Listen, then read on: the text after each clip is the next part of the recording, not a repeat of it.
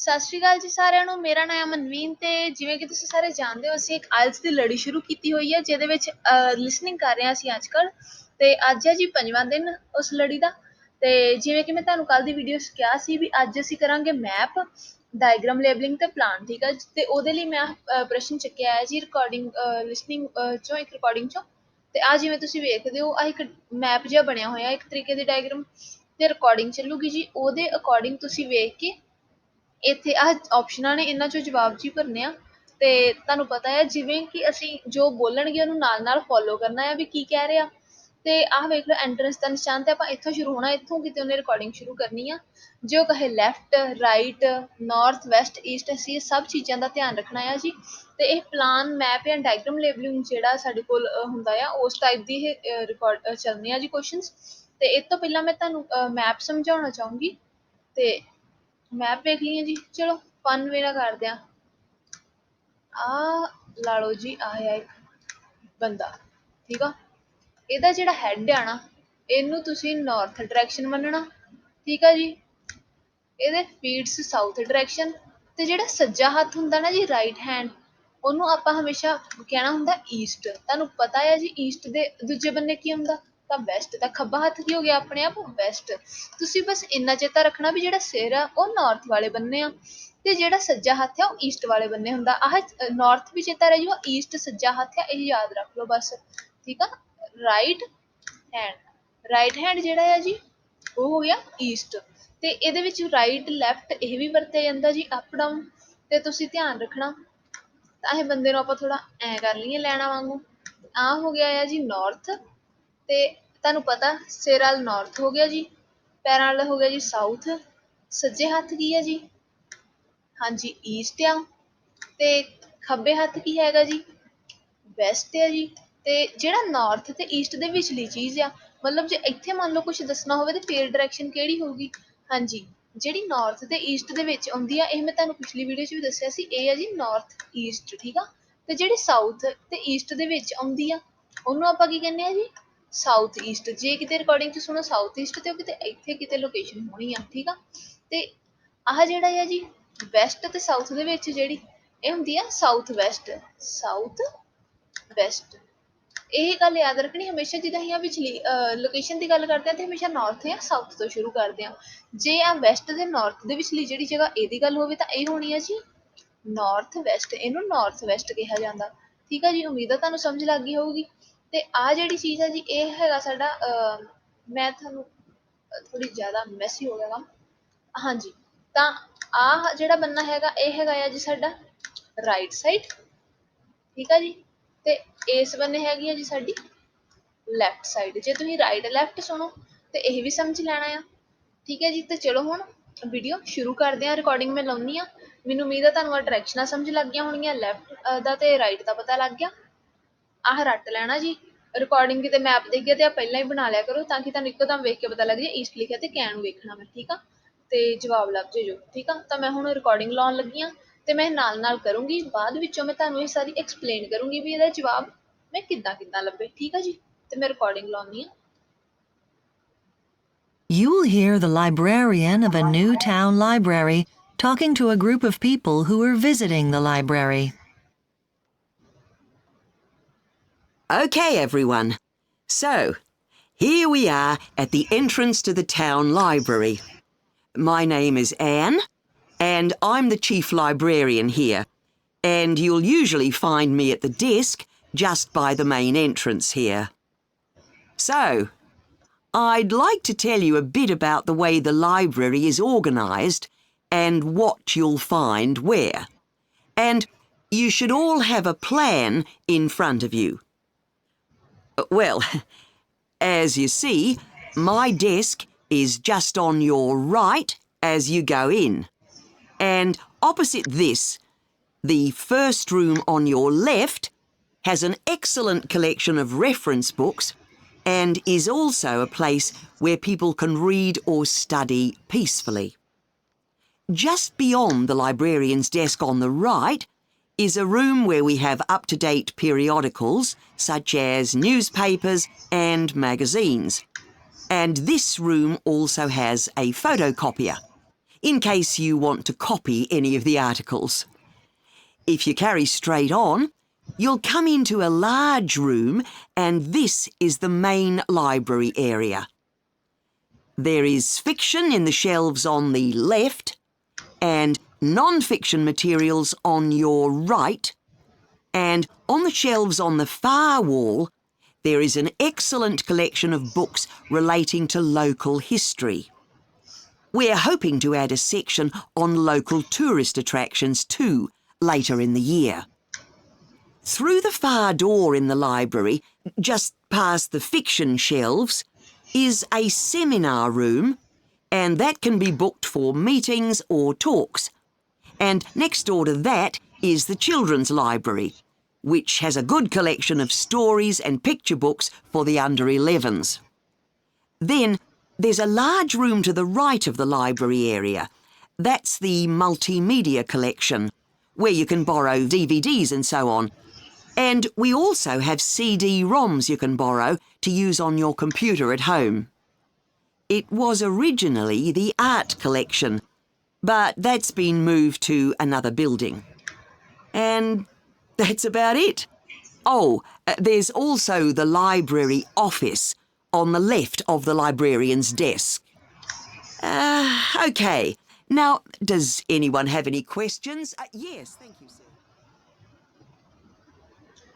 ਹਾਂਜੀ, ਤੇ ਅਸੀਂ ਇਹ ਰਿਕਾਰਡਿੰਗ ਸੁਣੀ ਤੇ ਨਾਲ ਅਸੀਂ ਇਹ ਜਵਾਬ ਦਿੱਤੇ। ਹੁਣ ਇੱਕ ਹੈਡਿੰਗ ਆਪਾਂ ਪੜਨ ਤੁਹਾਨੂੰ ਮੈਂ ਅਗਰ ਵੇਖੀਏ, ਲਿਖਿਆ ਸੀ choose 5 answers from the box. ਆਹ ਜੀ ਬਾਕਸ ਦਿੱਤਾ ਸੀ ਸਾਨੂੰ। ਐਂਡ ਰਾਈਟ ਕਲੈਕਟ ਲੈਟਰਸ ਲਿਖਣੇ ਸੀ ਜੀ A ਤੋਂ I ਤੱਕ ਨੈਕਸਟ ਟੂ ਦ ਕੁਐਸਚਨਸ। ਆ ਸਾਨੂੰ ਕੁਐਸਚਨ ਪੁੱਛੇ, ਇਹਨਾਂ ਦੇ ਵਿੱਚ ਅਸੀਂ ਲੈਟਰਸ ਲਿਖਣੇ ਸੀ। ਹੁਣ ਕਿਉਂਕਿ ਇਦਾਂ ਵੀ ਹੋ ਸਕਦਾ ਤੁਸੀਂ ਰਿਕਾਰਡਿੰਗ 'ਚ ਪੂਰਾ ਜਵਾਬ ਭਰਨ ਬਹਿ ਜਾਓ, ਜਾਂ ਆਨਸਰ ਸ਼ੀਟ ਤੇ ਅਗਰ ਤੁਸੀਂ ਮੰਨ ਲਓ ਤੁਹਾਡੇ 11ਵੇਂ ਦਾ ਹੈਗਾ ਆਨਸਰ ਜੀ, ਤੇ ਜੇ ਤੁਸੀਂ ਆਪਣੀ ਆਨਸਰ ਸ਼ੀਟ ਤੇ ਪੀਰੀਓਡਿਕਲਸ ਭਰ ਕੇ ਸਬਮਿਟ ਕਰ ਦੋਗੇ ਤੇ ਉਹ ਗਲਤ ਹੋ ਜਾਊਗਾ। ਕਿਉਂਕਿ ਤੁਹਾਨੂੰ ਕੁਐਸਚਨ 'ਚ ਪੁੱਛਿਆ ਗਿਆ ਕਿ ਕਰੈਕਟ ਲੈਟਰ ਲਿਖਣਾ I ਤੱਕ, ਤਾਂ ਇੱਥੇ ਤੁਹਾਨੂੰ ਜੀ ਹੀ ਭਰਨਾ ਪੈਣਾ, ਤੇ ਤੁਹਾਡੀ ਫਾਈਨਲ ਆਨਸਰ ਸ਼ੀਟ 'ਚ ਵੀ ਤੁਹਾਨੂੰ ਜੀ ਹੀ ਭਰਨਾ ਪੈਣਾ ਹੈ। ਠੀਕ ਹੈ ਜੀ। ਤੇ ਮੈਨੂੰ ਉਮੀਦ ਹੈ ਤੁਹਾਨੂੰ ਆਹ ਸਮਝ ਲੱਗਾ ਹੋਣਾ ਮੈਂ ਕਿੱਦਾਂ ਭਰਿਆ। ਜੇ ਮੈਂ ਡਿਸਕਸ ਕਰਾਂ ਤਾਂ ਸਭ ਤੋਂ ਪਹਿਲਾਂ ਉਹਨਾਂ ਕਿਹਾ ਕਿ ਜਦੋਂ ਅਸੀਂ ਐਂਟਰੈਂਸ ਤੇ ਜਾਈਏ ਤੇ ਸੱਜੇ ਹੱਥ ਮੇਰਾ ਆਫਿਸ ਆ ਲਾਇਬ੍ਰੇਰੀਅਨ ਡੈਸਕ ਤੇ। ਠੀਕ ਆ, ਉਹ ਅਸੀਂ ਵੇਖ ਲਿਆ ਵੀ ਸੱਜੇ ਹੱਥ ਉੱਤੇ ਆ। ਫਿਰ ਉਹਨਾਂ ਕਿਹਾ ਕਿ ਲਾਇਬ੍ਰੇਰੀਅਨ ਡੈਸਕ ਦੇ ਜਮਾ ਆਪੋਜ਼ਿਟ ਜਿਹੜਾ ਰੂਮ ਆ, ਇਹਦੇ ਆਪੋਜ਼ਿਟ ਕੀ ਹੋ ਗਿਆ, ਉਹ ਜਿਹੜਾ ਰੂਮ ਆ ਉਹ ਹੈਗਾ ਰੈਫਰੈਂਸ ਬੁੱਕਸ ਪਈਆਂ ਉੱਥੇ। ਤਾਂ ਅਸੀਂ ਵਰਡ ਸੁਣ ਲਿਆ ਰੈਫਰੈਂਸ ਬੁੱਕ, ਤਾਂ ਇਹ ਅਸੀਂ ਕੀ ਲੱਗਦਾ ਰੈਫਰੈਂਸ ਬੁੱਕ ਦੇ ਅੱਗੇ ਕਿਹੜਾ ਲੈਟਰ ਸੀ, H, ਤਾਂ ਇੱਥੇ ਭਰਿਆ ਗਿਆ H। ਫਿਰ ਉਹਨਾਂ ਕਿਹਾ ਕਿ ਜਿਹੜਾ ਇਹ ਆ H ਵਾਲਾ ਰੂਮ, ਇਹਦੇ ਜਮਾ ਬਿਯੋਂਡ ਕੀ ਆ, ਬਿਯੋਂਡ ਉਹਨਾਂ ਨੇ ਗੱਲ ਕੀਤੀ ਸੀ ਕਿ ਇੱਥੇ ਪੀਰੀਓਡਿਕਲਸ ਵਗੈਰਾ ਰੱਖੇ ਜਾਂਦੇ ਆ, ਤਾਂ ਮੈਂ ਇੱਥੇ ਕੀ ਭਰਦਾ ਜੀ।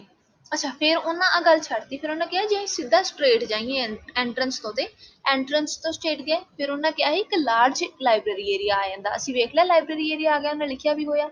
ਉਹਨਾਂ ਕਿਹਾ ਇਹਦੇ ਖੱਬੇ ਫਿਕਸ਼ਨ ਤੇ ਸੱਜੇ ਨਾਨ ਫਿਕਸ਼ਨ ਰੱਖੀ ਆ, ਤੇ ਸਾਹਮਣੇ ਜਿਹੜਾ ਆ ਇਹ ਕੀ ਰੱਖਿਆ ਆ, ਲੋਕਲ ਹਿਸਟਰੀ ਦੀ ਕਲੈਕਸ਼ਨ ਆ। ਲੋਕਲ ਹਿਸਟਰੀ ਅਸੀਂ ਵਰਡ ਸੁਣਿਆ ਉਹਦੇ ਵਿੱਚ, ਤੇ ਅਸੀਂ ਇੱਥੇ ਮਾਰਕ ਕੀਤਾ, ਤੇ ਨਾਲੇ ਦਾ ਜਿਹੜਾ ਵਰਡ ਸੀਗਾ D ਉਹ ਇੱਥੇ ਲਿਖ ਲਿਆ। ਸਾਨੂੰ ਜਵਾਬ ਮਿਲ ਗਿਆ। ਉਸ ਤੋਂ ਬਾਅਦ ਉਹ ਕਹਿੰਦੇ ਆ ਵੀ ਲਾਇਬ੍ਰੇਰੀ ਏਰੀਆ ਵਿੱਚ ਹੀ ਜੇ ਫਿਕਸ਼ਨ ਵਾਲੇ ਬੰਨੇ ਜਾਈਏ ਤਾਂ ਫਿਕਸ਼ਨ ਦੇ ਨਾਲ ਇੱਕ ਡੋਰ ਆ ਉਹ ਸੈਮੀਨਾਰ ਰੂਮ ਦਾ। ਠੀਕ ਆ ਜੀ, ਅਸੀਂ ਵੇਖਿਆ ਸੈਮੀਨਾਰ ਰੂਮ ਆ। ਠੀਕ ਆ, ਉਸ ਤੋਂ ਬਾਅਦ ਉਹਨਾਂ ਕਿਹਾ ਕਿ ਸੈਮੀਨਾਰ ਰੂਮ ਤੋਂ ਜਿਹੜਾ ਅਗਲਾ ਰੂਮ ਆ ਯਾਨੀ ਆਹ ਵਾਲਾ, ਇਹ ਕਿਹੜਾ ਆ ਜੀ, ਇੱਥੇ ਕਹਿੰਦੇ ਕਿਤਾਬਾਂ ਰੱਖੀਆਂ ਜਾਂਦੀਆਂ। ਉਹਨਾਂ ਵਰਡ ਯੂਜ਼ ਕੀਤਾ ਸੀ ਅੰਡਰ 11 ਲਈ। ਅੰਡਰ 11 ਕੌਣ ਹੋ ਗਏ, ਵੀ ਜਿਹੜੇ 11 ਸਾਲ ਤੋਂ ਘੱਟ ਆ ਉਹ ਹੋ ਗਏ ਛੋਟੇ ਬੱਚੇ। ਤਾਂ ਇੱਥੇ ਫਿਰ ਕਿਹਨਾਂ ਦੀਆਂ ਬੁੱਕਸ ਹੋਈਆਂ, ਚਿਲਡਰਨਸ ਬੁੱਕ। ਠੀਕ ਆ ਜੀ, ਇਸ ਕਰਕੇ ਅਸੀਂ ਇੱਥੇ ਕੀ ਵਰਤਾ B। ਉਸ ਤੋਂ ਬਾਅਦ ਉਹਨਾਂ ਨੇ ਇਹ ਗੱਲ ਛੱਡੀ। ਫਿਰ ਉਹਨਾਂ ਕਿਹਾ ਕਿ ਜੇ ਨਾਨ ਫਿਕਸ਼ਨ ਵੱਲ ਜਾਈਏ ਤੇ ਨਾਨ ਫਿਕਸ਼ਨ ਦੇ ਵੱਲ ਯਾਨੀ ਸੱਜੇ ਹੱਥ ਜੇ ਵੇਖੀਏ ਲਾਇਬ੍ਰੇਰੀ ਏਰੀਆ ਦੇ, ਉਹੀ ਆ ਇੱਧਰਲਾ ਨਾਨ ਫਿਕਸ਼ਨ ਵਾਲ ਜਿਹੜਾ ਇੱਕ ਜਗ੍ਹਾ ਆ, ਰੂਮ ਆ, ਉੱਥੇ ਜੀ ਮਲਟੀਮੀਡੀਆ ਆ। ਇੱਥੋਂ ਸਾਨੂੰ ਪਤਾ ਲੱਗ ਗਿਆ ਸੀ ਮਲਟੀਮੀਡੀਆ ਸੁਣ ਕੇ F ਆ। ਪਰ ਫਿਰ ਉਹਨਾਂ ਕੀ ਕਿਹਾ ਜੀ ਪਹਿਲਾਂ ਇਹ ਆਰਟ ਕਲੈਕਸ਼ਨ ਹੁੰਦਾ ਸੀ, ਹੁਣ ਇਹ ਕਨਫਿਊਜ਼ ਕਰਨ ਲਈ ਕਿਹਾ ਗਿਆ। ਮੈਂ ਤਾਂ ਇੱਥੇ ਆਰਟ ਕਲੈਕਸ਼ਨ ਤੇ ਕਾਂਟਾ ਲਾਇਆ ਸੀ ਜੀ। ਉਹਨਾਂ ਨੇ ਆਰਟ ਕਲੈਕਸ਼ਨ ਤਾਂ ਕਿਹਾ ਕਿ ਕਈ ਬੱਚੇ ਕੀ ਕਰਦੇ ਆ, ਇੱਕੋ ਗੱਲ ਦਾ ਦੂਜਾ ਅੱਖਰ ਸੁਣ ਲਿਆ, ਮੈਚਿੰਗ 'ਚ ਲੱਭ ਗਿਆ, ਤੇ ਇੱਥੇ ਕਈ F ਕੱਟ ਕੇ ਕੀ ਭਰ ਦੇਣਗੇ, A ਭਰ ਦੇਣਗੇ। ਤਾਂ ਇੱਦਾਂ ਨਹੀਂ ਕਰਨਾ, ਕਿਉਂਕਿ ਗੱਲ ਧਿਆਨ ਨਾਲ ਸੁਣਨੀ। ਉਹਨਾਂ ਕਿਹਾ ਪਹਿਲਾਂ ਇੱਥੇ ਜੀ ਇਹ ਹੈਗਾ ਆ ਮਲਟੀਮੀਡੀਆ, ਪਹਿਲਾਂ ਇੱਥੇ ਆਰਟ ਕਲੈਕਸ਼ਨ ਹੁੰਦੀ ਸੀ, ਫਿਰ ਉਹਨੂੰ ਅਸੀਂ ਕਿਸੇ ਹੋਰ ਦਫ਼ਤਰ ਸ਼ਿਫਟ ਕਰਤਾ, ਤੇ ਫਿਲਹਾਲ ਇਹ ਕੀ ਆ, ਮਲਟੀਮੀਡੀਆ ਨਾ, ਇਸ ਕਰਕੇ ਅਸੀਂ ਇਹਨੂੰ ਲਾਇਆ F।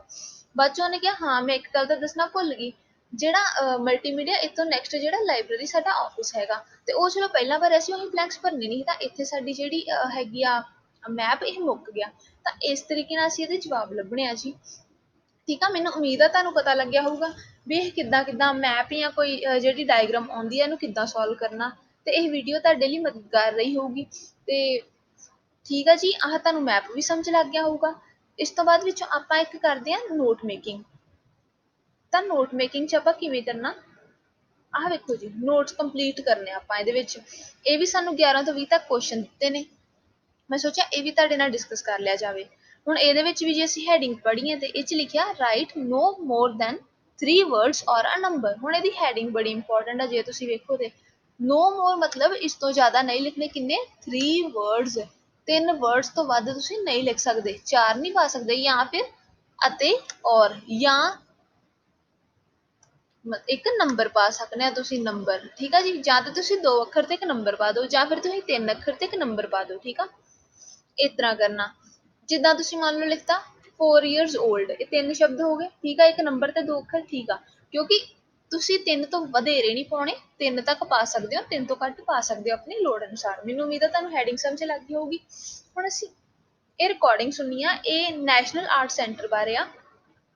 ਇਹਦੇ ਲਈ ਪਹਿਲਾਂ ਕੁਐਸਚਨ ਵੇਖ ਲਈਏ ਕਿੱਦਾਂ ਦੇ ਆ ਜੀ। ਪਹਿਲਾਂ ਸਾਨੂੰ ਇੱਥੇ ਕਿਹਾ ਗਿਆ ਇਹ ਕਾਹਦੇ ਲਈ ਮਸ਼ਹੂਰ ਆ ਜੀ, ਵੈਲ ਨੋਨ ਫॉर। ਅਸੀਂ ਧਿਆਨ ਨਾਲ ਸੁਣਨਾ, ਮਸ਼ਹੂਰ ਆ ਇਹ ਗੱਲ ਕਿੱਥੇ ਕਹਿ ਰਹੇ, ਨੈਸ਼ਨਲ ਆਰਟ ਸੈਂਟਰ, ਉਹ ਇੱਥੇ ਭਰਨਾ। ਫਿਰ ਇਹ 'ਚ ਕੀ ਹੁੰਦਾ, ਉਹ ਸਾਰੀਆਂ ਚੀਜ਼ਾਂ ਇੱਕ ਇਹਨਾਂ ਮਿਸ ਕੀਤੀ, ਉਹਨਾਂ ਲਿਸਟ ਜੀ ਬਣਾਉਣੀ, ਉਹੀ ਵੇਖ ਕੇ ਕਿਹੜੀ ਮਿਸ ਕੀਤੀ ਇੱਥੇ ਭਰਨੀ ਆ ਜੀ। ਫਿਰ ਉਹਦੇ ਹਿਸਟੋਰੀਕਲ ਬੈਕਗਰਾਉਂਡ ਹੈ, ਈਅਰਸ ਦੇ ਹਿਸਾਬ ਨਾਲ ਗੱਲਾਂ ਕਰਨਗੇ, ਉਹ ਫਿਲ ਕਰਨਾ। ਕਿਹੜੀ ਸੰਨ 'ਚ, ਕਿਉਂਕਿ ਆ ਵੇਖੋ ਇਨ ਆ ਉੱਤੇ ਤੋਂ ਈਅਰਸ ਲਿਖਿਆ, ਤੇ ਇੱਥੇ ਵੀ ਇੱਕ ਈਅਰ ਹੀ ਆਉਣਾ ਵੀ ਇਹ ਪਬਲਿਕਲੀ ਕਦੋਂ ਓਪਨ ਹੋਈ। ਫਿਰ ਉਹ ਦੱਸਣਗੇ ਵੀ ਇਹਨੂੰ ਮੈਨੇਜ ਕੌਣ ਕਰਦਾ ਆ, ਤੇ ਇਹ ਕਿੰਨੇ ਦਿਨ ਖੁੱਲੀ ਹੁੰਦੀ ਆ। ਠੀਕ ਆ, ਓਪਨ ਡੈਸ਼ ਡੇਜ਼, ਤੇ ਮਤਲਬ ਦਿਨ ਦੱਸਣਗੇ, ਕੋਈ ਨੰਬਰ ਦੱਸਣਗੇ, ਤੇ ਇਹ 'ਚ ਆਪਾਂ ਨੰਬਰ ਭਰਨੇ ਆ। ਠੀਕ ਆ ਜੀ, ਫਿਰ ਇਹਦਾ ਦੂਜਾ ਸੈਕਸ਼ਨ ਆਇਆ ਨਾ, ਉਹ ਵੀ ਇੱਦਾਂ ਬਲੈਂਕ ਸੀ, ਇਹ ਵੀ ਆਪਾਂ ਨੋਟਸ ਹੀ ਕੰਪਲੀਟ ਕਰਨੇ। ਇਹ 'ਚ ਇੰਸਟਰਕਸ਼ਨ ਵੀ ਸੇਮ ਆ ਕਿ 3 ਅੱਖਰ ਜਾਂ ਇੱਕ ਨੰਬਰ। ਹੁਣ ਇਹ 'ਚ ਵੇਖੋ, ਤੁਸੀਂ ਦਿਨ ਵੇਖੇ, ਤੁਸੀਂ ਆ ਦਿਨ ਕਿਤੇ ਰਿਕਾਰਡਿੰਗ 'ਚ ਸੁਣ ਲਿਆ, ਮੰਡੇ ਟਿਊਜ਼ਡੇ ਜਾਂ 7:30 8 10 11, ਤੇ ਤੁਸੀਂ ਨਾਲ ਹੀ ਧਿਆਨ ਮਾਰ ਲੈਣਾ ਵੀ ਅੱਛਾ ਇਹ ਬਲੈਂਕ ਦੀ ਗੱਲ ਚੱਲ ਰਹੀ ਆ। ਠੀਕ ਆ, ਇਵੈਂਟ ਦਾ ਨਾਂ ਲੈਣਗੇ, ਤੇ ਜਦੋਂ ਤੁਸੀਂ ਵੇਖਿਆ ਵੀ ਹਾਂ ਮੈਜਿਕ ਫਲੂਟ ਕਿਤੇ ਕਹਿਣ ਡਿਆ, ਮੰਡੇ ਟਿਊਜ਼ਡੇ ਕਹਿਣ ਡਿਆ, ਤੇ ਤੁਸੀਂ ਵੈਨਿਊ ਸੁਣਨਾ ਸ਼ੁਰੂ ਕਰ ਦੇਣਾ ਵੀ ਕਿਸੇ ਜਗ੍ਹਾ ਦਾ ਨਾਂ ਲੈਣਾ ਇਹਨਾਂ। ਠੀਕ ਆ, ਜਦੋਂ ਲੈਣਗੇ ਤਾਂ ਇੱਥੇ ਭਰ ਦੇਣਾ ਟਿਕਟ ਦਾ ਪ੍ਰਾਈਸ ਦਿੱਤਾ ਹੋਇਆ। ਹੁਣ ਇੱਕ ਚੀਜ਼ ਆ, ਇੱਥੇ ਵੀ ਤੁਹਾਨੂੰ ਪਤਾ ਕਿ ਇੱਥੇ ਬਲੈਂਕ ਛੱਡੀ ਆ, ਤੇ ਇੱਥੇ ਇੱਕ ਇਵੈਂਟ ਦਾ ਨਾਮ ਹੀ ਆਉਣਾ। ਜਦੋਂ ਵੈਡਨਸਡੇ ਦੀ ਗੱਲ ਕਰਨਗੇ ਜਾਂ ਕੈਨੇਡੀਅਨ ਫਿਲਮ ਕਿਤੇ ਵਰਤਣਗੇ, ਤਾਂ ਤੁਸੀਂ ਇਸ ਇਵੈਂਟ ਦਾ ਨਾਮ ਇੱਥੇ ਭਰਨਾ। ਵੈਨਿਊ ਦਿੱਤਾ, ਤੇ ਇੱਥੇ ਕੀ ਆ, ਉੱਪਰ ਟਿਕਟ ਦਾ ਪ੍ਰਾਈਸ ਵਾਲਾ ਟੇਬਲ ਆਉਣ ਡਿਆ ਨਾ ਜੀ। ਆ ਟੇਬਲ ਕਿੱਦਾਂ ਭਰਨਾ ਇਹ ਦੱਸ ਰਹੀ ਮੈਂ। ਤਾਂ ਇੱਥੇ ਯੂਰੋਜ਼ ਆਪਣਾ ਸੌਰੀ ਪੌਂਡਸ ਲਿਖਿਆ 8 ਪੌਂਡ, ਤਾਂ ਇੱਥੇ ਵੀ ਆਪਾਂ ਪੌਂਡਸ ਹੀ ਲਿਖਣੇ ਆ। ਠੀਕ ਆ, ਇੱਥੇ ਤੁਹਾਨੂੰ ਪਤਾ ਲੱਗ ਗਿਆ, ਪੈਸੇ ਲਿਖਣੇ, ਨੰਬਰ ਆਉਣਾ, ਕਰੰਸੀ ਲਿਖਣੀ। ਤੇ ਇੱਥੇ ਵੀ ਕੀ ਆ ਜੀ, ਆਹ ਵੀ ਤੁਸੀਂ ਵੇਖ ਲੈਣਾ, ਜਦੋਂ ਗੈਲਰੀ ਦੀ ਫ੍ਰੀ ਦੀ ਗੱਲ ਹੋਣ ਤੇ ਇੱਥੇ ਵੀ ਇੱਕ ਇਵੈਂਟ ਦਾ ਨਾਂ ਲੈਣਾ, ਉਹ ਵੀ ਅਸੀਂ ਭਰ ਲੈਣਾ ਜਦੋਂ ਆਰਟ ਐਗਜ਼ੀਬਿਸ਼ਨ ਦੀ ਗੱਲ ਹੋਈ। ਠੀਕ ਆ, ਤਾਂ ਮੈਂ ਰਿਕਾਰਡਿੰਗ ਲਾਉਂਦੀ ਆ ਤੇ ਨਾਲ ਨਾਲ ਆਪਾਂ ਕਰਦੇ ਆ ਜੀ। ਠੀਕ ਆ, ਚਲੋ ਸਟਾਰਟ ਕਰੀਏ। 7 to 16. Hello, and welcome to Focus on the Arts. I'm your host, Dave Green, and this is your very own local radio programme. Every Friday evening, we put the spotlight on different arts and culture facilities and look at the shows and events that are on offer in the coming week. And today, the focus is on the National Arts Centre. Now, if you don't already know it yourself, I'm sure you've all heard of it. It's famous throughout the world as one of the major venues for classical music.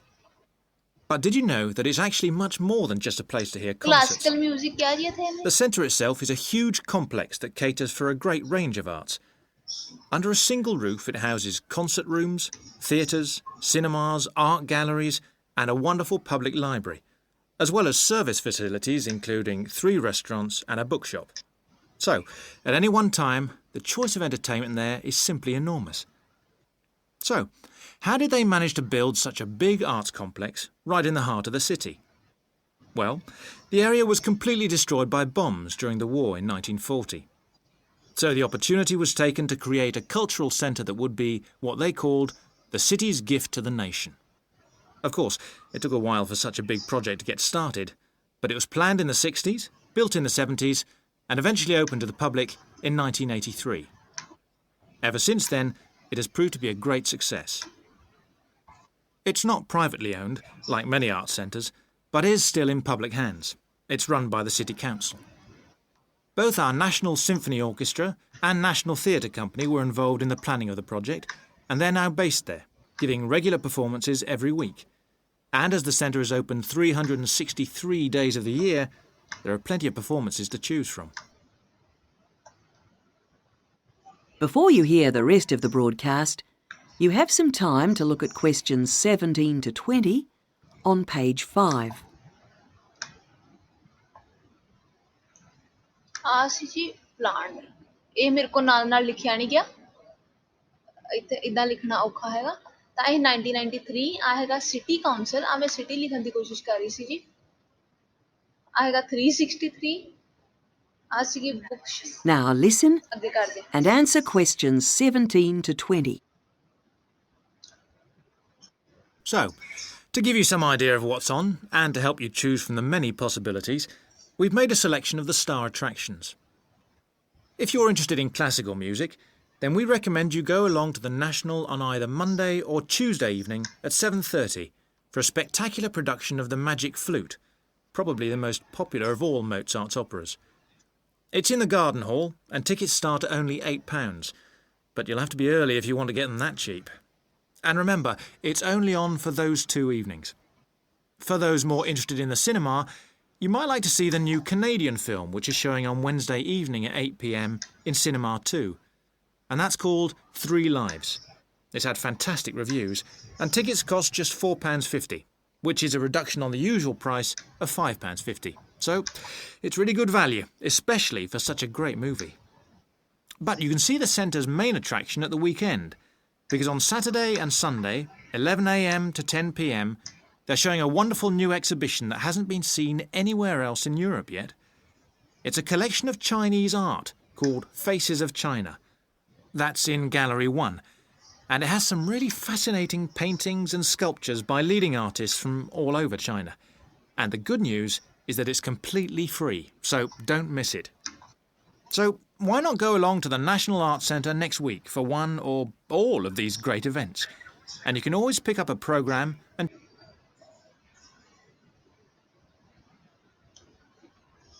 ਹਾਂਜੀ, ਤਾਂ ਆਈ ਸੀ ਜੀ recordings, ਤੇ ਮੈਂ ਅੱਜ ਜਲਦੀ ਚ ਲਿਖਣ ਦੀ ਕੋਸ਼ਿਸ਼ ਕੀਤੀ ਆ, ਤੇ ਇਹ ਮੇਰੇ ਤੋਂ ਨਾਲ ਸਹੀ ਤਰ੍ਹਾਂ ਲਿਖ ਨਹੀਂ ਹੋਇਆ, ਪਰ ਮੈਂ ਤੁਹਾਨੂੰ ਐਕਸਪਲੇਨ ਕਰਦੀ ਹਾਂ ਕਿ ਮੈਂ ਕੀ ਲਿਖਿਆ ਤੇ ਕਿਉਂ ਲਿਖਿਆ ਜੀ, ਠੀਕ ਆ।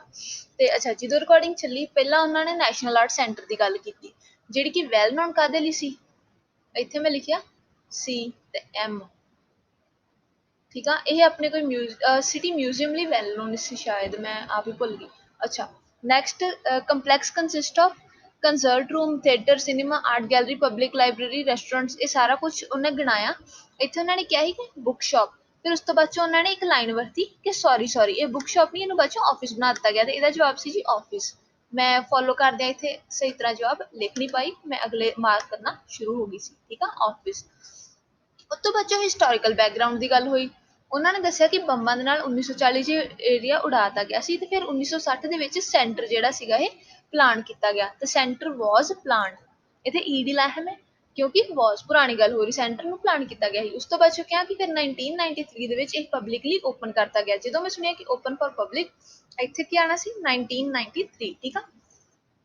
ਫਿਰ ਇਹਨਾਂ ਕਿਹਾ ਕਿ ਇਹਨੂੰ ਮੈਨੇਜ ਕੌਣ ਕਰਦਾ, ਉਹਨਾਂ ਦੱਸਿਆ ਕਿ ਬਾਕੀ ਸਾਰਿਆਂ ਆਰਟ ਗੈਲਰੀਜ਼ ਵਾਂਗੂ ਇਹ ਕੋਈ ਪ੍ਰਾਈਵੇਟ ਨਹੀਂ ਹੈਗੀ, ਇਹ ਲੋਕਾਂ ਵੱਲੋਂ ਮੈਨੇਜ ਕੀਤੀ ਜਾਂਦੀ, ਇਹਨੂੰ ਮੈਨੇਜ ਕਰਦਾ ਆ ਸਿਟੀ ਦਾ ਕੌਂਸਲ, ਠੀਕ ਆ, ਮੈਨੇਜਡ ਬਾਏ ਸਿਟੀ ਕੌਂਸਲ, ਇਹਦਾ ਜਵਾਬ ਸੀ ਜੀ।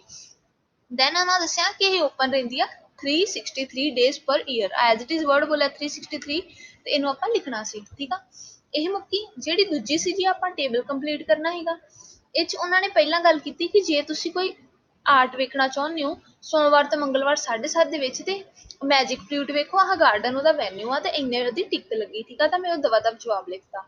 ਫਿਰ ਉਹਨਾਂ ਨੇ ਗੱਲ ਕੀਤੀ ਕਿ ਜੇ ਤੁਸੀਂ ਕੋਈ ਕੈਨੇਡੀਅਨ ਫਿਲਮ ਵੇਖਣਾ ਚਾਹੁੰਦੇ ਹੋ, ਸਿਨੇਮਾ 'ਚ ਵੇਖਣਾ ਚਾਹੁੰਦੇ ਹੋ ਕੋਈ ਕੈਨੇਡੀਅਨ ਫਿਲਮ, ਤਾਂ ਮੈਂ ਮਾਰਕ ਕਰ ਲਿਆ ਵੀ ਇੱਥੇ ਗੱਲ ਆ ਰਹੀ। ਤੇ ਉਹਨਾਂ ਦੱਸਿਆ ਕਿ ਵੈਡਨਸਡੇ ਲੱਗਦੀ ਆ 8 ਵਜੇ ਇੱਕ ਫਿਲਮ 3 ਲਾਈਵਸ, ਠੀਕ ਆ। ਤੇ ਇਹਦਾ ਜਵਾਬ ਮੈਨੂੰ ਪਤਾ ਸੀ, ਮੈਂ ਕੀ ਭਰਨਾ ਆ, ਈਵੈਂਟ ਕਿਹੜਾ, ਕੈਨੇਡੀਅਨ ਫਿਲਮ, ਤੇ ਕੀ 3 ਲਾਈਵਸ। ਤੇ ਫਿਰ ਉਹਨਾਂ ਦੱਸਿਆ ਕਿ ਇਹਦੀ ਟਿਕਟ ਦਾ ਵੀ ਡਿਸਕਾਊਂਟ ਹੋਇਆ, ਇਹ 4.5 ਪਾਉਂਡ 'ਚ ਮਿਲ ਰਹੀ ਹੈ, ਯਾਨੀ 4.50 ਪਾਉਂਡਸ 'ਚ ਮਿਲ ਰਹੀ ਆ। ਪਹਿਲਾਂ ਇਹ 5.5 ਪਾਉਂਡਸ ਦੀ ਸੀ, ਹੁਣ ਇਹ 4.5 ਤੇ 5.5 ਵੀ ਦੋ ਟਰਮਾਂ ਕਨਫਿਊਜ਼ ਕਰਨ ਲਈ ਵਰਤੀਆਂ ਗਈਆਂ। ਸਾਨੂੰ ਕੀ ਕਿਹਾ ਗਿਆ, ਹੁਣ ਇਹ ਡਿਸਕਾਊਂਟ ਤੇ ਲੱਗ ਕੇ 4.5 ਦੀ ਮਿਲ ਰਹੀ ਆ, ਨਾ ਕਿ 5.5, ਤੇ ਆਪਾਂ ਇੱਥੇ ਭਰਿਆ 4.5, 4.50 ਭਰਨਾ ਸੀ ਜੀ, ਠੀਕ ਆ। ਉਸ ਤੋਂ ਬਾਅਦ ਵਿੱਚੋਂ ਕਿਹਾ ਗਿਆ ਕਿ ਜੇ ਤੁਸੀਂ ਵੀਕਐਂਡਸ ਤੇ ਵਿਹਲੇ ਹੋ, 11 ਤੋਂ 10 ਤੋਂ 11 ਹਨਾ 11 ਤੋਂ 10 ਦੇ ਵਿੱਚ ਤਾਂ ਇੱਕ ਚਾਈਨਾ ਦੀ ਇੱਕ ਆਰਟ ਐਗਜ਼ੀਬਿਸ਼ਨ ਲੱਗਦੀ ਆ, ਉਹਦਾ ਨਾਂ ਆ ਜੀ faces of China, as it is word ਬੋਲਿਆ ਤੇ ਆਪਾਂ ਇੱਥੇ ਭਰ ਦਿੱਤਾ, ਠੀਕ ਆ। ਤੇ ਇਹਦੀ ਜਿਹੜੀ ਆ ਇਹ ਗੈਲਰੀ 1 ਚ ਲੱਗਦੀ ਆ, ਇਹ ਫ੍ਰੀ ਆ, ਇਹ ਸਾਰਾ ਕੁਝ ਉਸ ਤੋਂ ਬਾਅਦ ਉਹ ਦੱਸਦੇ ਗਏ। ਤਾਂ ਇਦਾਂ ਅਸੀਂ ਜੀ ਇਹ ਜਵਾਬ ਲੱਭ ਲਏ ਬਹੁਤ ਹੀ ਧਿਆਨ ਨਾਲ ਸੁਣਨ ਤੇ। ਹੁਣ ਜਿਵੇਂ ਤੁਹਾਨੂੰ ਪਤਾ ਆ ਇੱਥੇ ਸਾਨੂੰ ਕੋਈ ਉੱਪਰ ਆਪਸ਼ਨਾਂ ਨਹੀਂ ਦਿੱਤੀਆਂ ਗਈਆਂ, ਠੀਕ ਆ ਜੀ, ਅਸੀਂ ਇਹ ਕੋਲੋਂ ਲਿਖਣੇ ਸੀ। ਹੁਣ ਮੈਂ ਇਹ ਧਿਆਨ ਰੱਖਿਆ ਕਿ ਇਹ 3 ਵਰਡ ਤੋਂ ਜ਼ਿਆਦਾ ਨਹੀਂ ਹੋਣੇ, ਇੱਥੇ ਮੇਰੇ ਕਿੰਨੇ ਆ 3 ਵਰਡ। ਆ ਜਿਹੜਾ 4.5 ਲਿਖਿਆ ਇਹਦੇ ਨਾਲ ਮੈਂ ਯੂਰੋ ਦਾ ਸਾਈਨ ਪਾਉਣਾ, ਸੌਰੀ ਪਾਉਂਡ ਦਾ ਸਾਈਨ ਪਾਉਣਾ ਸੀ ਜੀ, ਜੇ ਮੈਂ ਨਾ ਪਾਵਾਂ ਤਾਂ ਗਲਤ ਹੋ ਜੂ। 3 ਲਾਈਵ ਚ 2 ਸ਼ਬਦ ਹੋ ਗਏ, ਆਹ 1 ਆ, ਠੀਕ ਆ। ਤਾਂ 3 ਵਰਡ ਤੋਂ ਜਾਂ ਨੰਬਰ ਤੋਂ ਵੱਧ ਮੇਰਾ ਕੋਈ ਜਵਾਬ ਗਿਆ ਨਹੀਂ, ਠੀਕ ਆ ਜੀ। ਇੱਥੇ ਵੀ ਇਦਾਂ ਹੀ ਸੀ, ਆਹ 1 ਨੰਬਰ ਆ, ਸਿਟੀ ਕਾਉਂਸਲ 2 ਹੋ ਗਏ, ਆਹ 1 ਪਲਾਂਟ 1 ਸ਼ਬਦ ਆ ਹਨਾ, ਆਫਿਸ ਵੀ 1 ਸ਼ਬਦ ਆ, ਤੇ ਆਹ ਵੀ 2 ਸ਼ਬਦ ਸੀ। ਤਾਂ 3 ਸ਼ਬਦਾਂ ਤੋਂ ਵੱਧ ਮੈਂ ਇੱਥੇ ਵੀ ਨਹੀਂ ਗਈ, ਠੀਕ ਆ। ਤਾਂ ਇਸ ਕਰਕੇ ਮੈਨੂੰ ਪਤਾ ਕਿ ਮੇਰਾ ਜਵਾਬ ਠੀਕ ਆ, ਤੇ ਇਹਨਾਂ ਦੀ ਸਪੈਲਿੰਗ ਮਿਸਟੇਕ ਵੀ ਨਹੀਂ ਹੋਣੀ ਚਾਹੀਦੀ। ਹੁਣ ਇਹ ਜਿਹੜੀ ਜਵਾਬ ਇਹਨਾਂ ਨੂੰ ਅਸੀਂ ਉਤਾਰ ਲੈਂਦਾ ਸ਼ੀਟ ਤੇ ਇਸ ਕਰਕੇ ਮੈਂ ਤੁਹਾਡੇ ਲਈ ਇੱਕ ਸ਼ੀਟ ਭਰੀ ਸੀਗੀ ਜੀ ਲਿਸਨਿੰਗ ਦੀ, ਜਿਹੜੀ ਤੁਹਾਨੂੰ ਪੇਪਰ 'ਚ ਵਿਖਾਈ ਜਾਂਦੀ ਆ। ਤਾਂ ਮੈਂ ਸੋਚਿਆ ਤੁਹਾਨੂੰ ਤੁਹਾਡੇ ਨਾਲ ਇਹ ਡਿਸਕਸ ਕਰਦੀ। ਕਈ ਜਿਹੜੇ ਮੇਰੇ ਵੀਰ ਭੈਣ ਆ ਉਹ ਪਹਿਲੀ ਵਾਰੀ ਉਹਨਾਂ ਨੇ ਆਇਲਸ ਦਾ ਪੇਪਰ ਦੇਣਾ ਹੁੰਦਾ, ਤਾਂ ਉਹਨਾਂ ਨੂੰ ਐਕਸਪੀਰੀਅੰਸ ਨਹੀਂ ਹੁੰਦਾ ਜਾਂ ਵੇਖ ਹੀ ਰਹੇ ਹੁੰਦੇ ਵੀ ਕਿੱਦਾਂ ਦੇਣਾ। ਤਾਂ ਉਹਨਾਂ ਲਈ ਆ ਜੀ ਆਹ ਵੇਖੋ ਸ਼ੀਟ ਇਦਾਂ ਦੀ ਹੁੰਦੀ ਜਿਹੜੀ ਤੁਹਾਨੂੰ ਪੇਪਰ 'ਚ ਪੜਾਈ ਜਾਂਦੀ ਆ। ਪਹਿਲਾਂ ਇੱਥੇ ਕੈਂਡੀਡੇਟ ਦਾ ਨਾਂ ਭਰਨਾ ਹੁੰਦਾ, ਫਿਰ ਕੈਂਡੀਡੇਟ ਨੰਬਰ ਤੇ ਸੈਂਟਰ ਨੰਬਰ। ਇਹ ਜਦੋਂ ਤੁਸੀਂ ਆਪਣਾ ਆਇਲਸ ਦਾ ਪੇਪਰ ਭਰਦੇ ਹੋ ਤੇ ਉੱਥੇ ਤੁਹਾਨੂੰ ਦਿੱਤਾ ਜਾਂਦਾ ਇਹ ਦੋਵੇਂ ਨੰਬਰ ਪ੍ਰੋਵਾਈਡ ਕੀਤੇ ਜਾਂਦੇ ਵੀ ਤੁਹਾਡੇ ਸੈਂਟਰ ਦਾ ਕੀ ਨੰਬਰ ਹੈ ਤੇ ਤੁਹਾਡਾ ਕੈਂਡੀਡੇਟ ਨੰਬਰ ਕਿੰਨਾ, ਉਹ ਤੁਸੀਂ ਵੇਖ ਕੇ ਉੱਥੋਂ ਇੱਥੇ ਭਰ ਸਕਦੇ ਹੋ। ਤੇ ਫਿਰ ਇੱਥੇ ਪਾਉਣੀ ਹੁੰਦੀ ਹੈ ਜੀ ਤਰੀਕ, ਬਸ ਸੌਖਾ ਕੰਮ ਆ, ਐਡਾ ਕੁਛ ਔਖਾ ਹੈ ਨਹੀਂ। ਆਹ ਵੇਖੋ ਆਹ ਆ ਤੁਹਾਡੇ ਕੋਲ ਨੰਬਰ, ਠੀਕ ਆ। ਤੇ ਜਿਹੜੀ ਤੁਸੀਂ ਆਪਣੀ ਸ਼ੀਟ ਆ ਉੱਥੋਂ ਵੇਖ ਕੇ ਤੁਸੀਂ ਤੇ ਇਹਦੇ ਵਿੱਚ ਜਵਾਬ ਭਰਨੇ ਹੁੰਦੇ। ਜਿੱਦਾਂ ਆਹ ਵੇਖੋ ਜੀ, ਆਹ ਮੇਰੇ ਕੋਲ ਇੱਥੇ 12ਵੀਂ ਦਾ, ਅੱਛਾ 14ਵੇਂ ਦਾ ਹੈਗਾ 1993, ਤਾਂ ਮੈਂ ਇੱਥੋਂ ਵੇਖਣਾ ਮੇਰਾ 14ਵਾਂ ਨੰਬਰ ਕਿੱਥੇ ਆ। ਆਹ ਇੱਥੇ ਮੈਂ ਭਰ ਦੇਣਾ ਆਪਣਾ 1993 ਆਂਸਰ ਭਰ ਦੇਣਾ ਸਹੀ ਤਰੀਕੇ ਦੇ ਨਾਲ 14ਵੇਂ ਵਿੱਚ। ਤੇ ਇੱਥੇ ਐਗਜ਼ਾਮੀਨਰ ਨੇ ਇਹਨੂੰ ਮਾਰਕ ਕਰਨਾ ਹੁੰਦਾ। ਇਹ ਜਿਹੜੇ ਪ੍ਰਸ਼ਨ ਦਾ ਜਵਾਬ ਮੈਂ ਲੱਭਿਆ ਆ ਉਹਨੂੰ ਉਸੇ ਨੰਬਰ ਦੇ ਅੱਗੇ ਹੀ ਭਰਨਾ। ਜੇ ਮੈਂ ਨੰਬਰ ਅੱਗੇ ਪਿੱਛੇ ਕਰ ਦੂੰ ਤੇ ਮੇਰੇ ਜਵਾਬ ਗਲਤ ਹੋ ਜਾਣਗੇ ਜੀ, ਠੀਕ ਆ। ਤੇ ਇਹਦਾ ਬਹੁਤ ਹੀ ਖਾਸਾ ਧਿਆਨ ਰੱਖਣਾ ਹੁੰਦਾ। ਤੇ ਇਸ ਤਰ੍ਹਾਂ ਕਰਕੇ ਆਪਾਂ ਇਹ ਸਾਰੀ ਸ਼ੀਟ ਭਰਨੀ ਹੁੰਦੀ, 40 ਪ੍ਰਸ਼ਨਾਂ ਦੇ ਉੱਤਰ ਦੇਣੇ ਹੁੰਦੇ ਆ। ਤੇ ਜਦੋਂ ਅਸੀਂ ਲਿਸਨਿੰਗ ਕਰਦੇ ਹਾਂ ਜੀ ਅੱਧੇ ਘੰਟੇ ਲਈ, ਉਦੋਂ ਤੇ ਇੱਥੇ ਹੀ ਜਵਾਬ ਲਿਖਦੇ ਆ। ਫਿਰ ਸਾਨੂੰ ਲਿਸਨਿੰਗ ਮੁੱਕਣ ਤੋਂ ਬਾਅਦ 10 ਮਿੰਟ ਦਿੱਤੇ ਜਾਂਦੇ ਆ, ਐਂਡ ਉਹ 10 ਮਿੰਟਾਂ ਦੇ ਵਿੱਚ ਅਸੀਂ ਜਵਾਬ ਜਿਹੜੇ ਆ ਇਸ ਸ਼ੀਟ ਉੱਤੇ ਉਤਾਰਨੇ ਹੁੰਦੇ 40 ਦੇ 40, ਠੀਕ ਆ ਜੀ। ਤੇ ਇਦਾਂ ਹੁੰਦੀ ਆ ਸਾਡੀ ਲਿਸਨਿੰਗ। ਮੈਨੂੰ ਉਮੀਦ ਆ ਅੱਜ ਤੁਹਾਨੂੰ ਆਹ ਜਿਹੜਾ ਫਾਰਮ ਫਿਲ ਕੀਤਾ ਅਸੀਂ ਨੋਟ ਕੰਪਲੀਸ਼ਨ, ਇਹ ਤੁਹਾਨੂੰ ਸਮਝ ਲੱਗ ਗਿਆ ਹੋਊ ਟੇਬਲ ਕਿੱਦਾਂ ਭਰਨਾ। ਤੁਹਾਨੂੰ ਆ ਮੈਪ ਵੀ ਸਮਝ ਲੱਗ ਗਿਆ ਹੋਊਗਾ ਕਿ ਮੈਪ ਦੀਆਂ ਡਾਇਰੈਕਸ਼ਨਾਂ ਕਿਹੜੀਆਂ ਕਿਹੜੀਆਂ ਆ, ਸੱਜੇ ਖੱਬੇ ਕਿੱਦਾਂ ਵੇਖਣਾ। ਤੇ ਇਹ ਤੁਹਾਡੇ ਲਈ ਮਦਦ ਕਰ ਰਿਹਾ ਹੋਊਗਾ। ਅਗਲੀਆਂ ਵੀਡੀਓਜ਼ ਦੇ ਵਿੱਚ ਮੈਂ ਤੁਹਾਡੇ ਲਈ ਹੋਰ ਵੀ ਜਿਹੜੀਆਂ ਲਿਸਨਿੰਗ ਦੇ ਕੁਐਸਚਨਾਂ ਦੀਆਂ ਟਾਈਪਸ ਨੇ ਉਹ ਲੈ ਕੇ ਆਉਂਗੀ, ਤੇ ਆਪਾਂ ਜੀ ਕਰਾਂਗੇ। ਬਹੁਤ ਬਹੁਤ ਧੰਨਵਾਦ ਤੁਹਾਡਾ। ਅੱਜ ਦੀ ਵੀਡੀਓ 'ਚ ਇੰਨਾ ਹੀ, ਤੇ ਇਵੇਂ ਨਾਲ ਜੁੜੇ ਰਹੋ ਤੇ ਚੈਨਲ ਨੂੰ ਲਾਈਕ ਕਰੋ, ਸਬਸਕ੍ਰਾਈਬ ਕਰੋ ਜੇ ਤੁਹਾਨੂੰ ਕੰਟੈਂਟ ਚੰਗਾ ਲੱਗ ਰਿਹਾ ਆ। ਬਹੁਤ ਬਹੁਤ ਧੰਨਵਾਦ ਜੀ ਤੁਹਾਡਾ।